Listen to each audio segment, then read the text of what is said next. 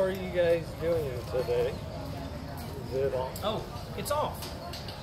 Is it on now? Check, check. There we go. It ought to be on. I think you gotta put it up. Check, check.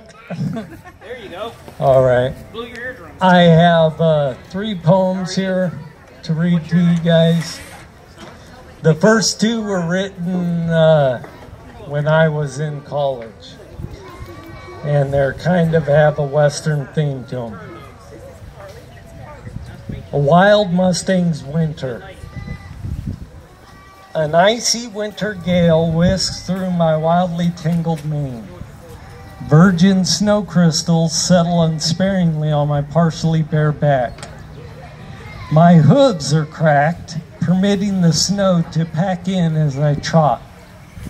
Each advancement I make, my brawny legs quiver from the crisp breeze. Unsure of what is to come, I wearily cross the stiff southwestern plains. I gently scan the frosty white earth for any hint of greenery that I may feed on. I wander impassively for the first assurance of spring.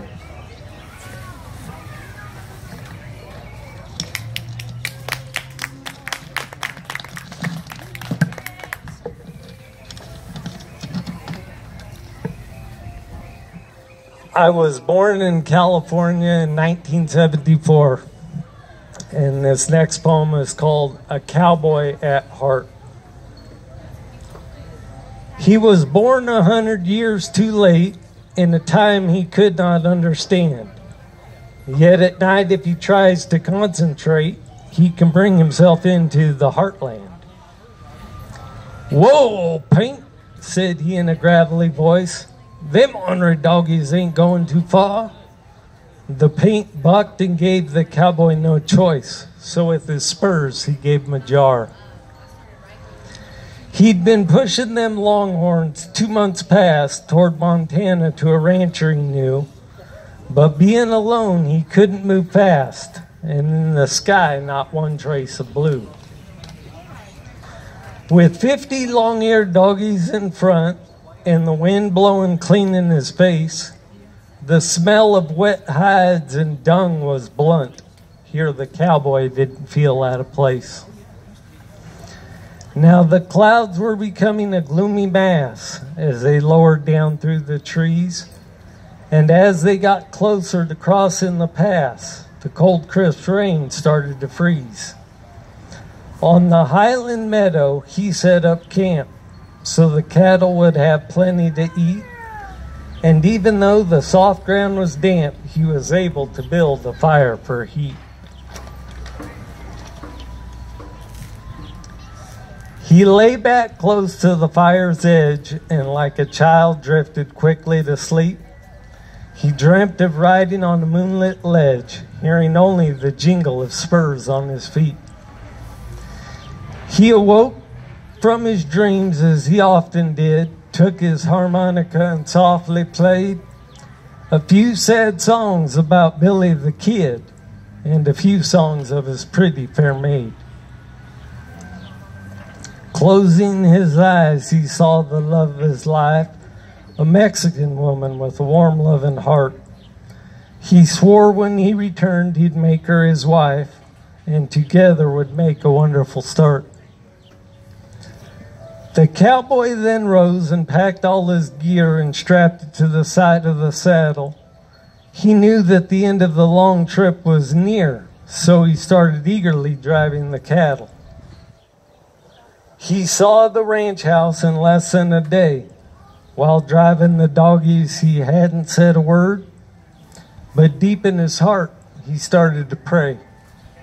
"Thanks, Lord, for helping me bring in the herd. I awoke to find it was all a sweet dream, and know that I must make a reasonable start with my life, but it will always seem that I'm forever just a cowboy at heart."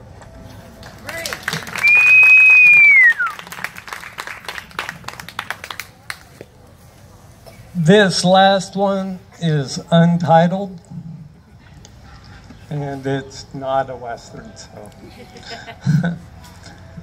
Wander through a twisted dream of smoky traveled mystic gloom, gliding o'er the arid earth, searching, searching, searching. Hiding behind a shallow grave, finding comfort in the trees, soaring o'er the salty sea, searching, searching, searching. Blinded by the dark of night, keeping all that's locked inside, running o'er the broken glass, searching, searching, searching. Deafened by the silent cry of all those voices in my head, yelling o'er the loudest sound, searching, searching, searching. Waking up to knowing Christ, falling down in meek surrender, yielding o'er to my new nature, finding God. Amen. Thank you. Jacob Zamir, everybody. Y'all give him a big hand. All right. I believe we're going to have a little dog show now. We have Miss Jessica Ritchie. She's from the Dublin Dog Den. She's going to come join us. There's my little buddy right here. You want to